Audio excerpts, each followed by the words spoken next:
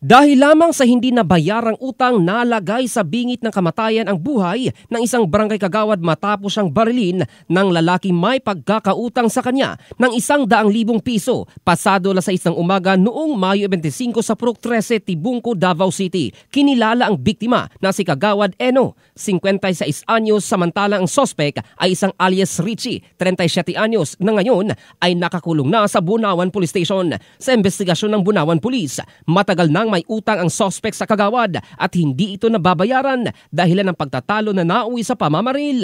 Agad namang naaresto ang suspect matapos ang insidente. Na-recover mula sa kanyang posisyon ang 2 baril, isang .38 caliber revolver at isang .45 caliber pistol na parehong walang dokumento. Bugbog sarado naman at nagtamo ng mga sugat at pasa ang suspect nang ito ay makorner ng mga residente. Bago pinusasan ng mga pulis, sumailalim na rin siya sa medical examination sa ospital. Nahaharap ngayon si alias Richie sa 3 kaso: attempted murder, paglabag sa Republic Act 10591, illegal possession of firearms and ammunition at paglabag sa Omnibus Election Code kaugnay sa umiiral na gun ban. Samantala, nagpapagaling naman ngayon si Kagawad Eno habang hinihintay ng kanyang pamilya at mga kabarangay ang pag-usad ng kasong isinampa laban sa sospek.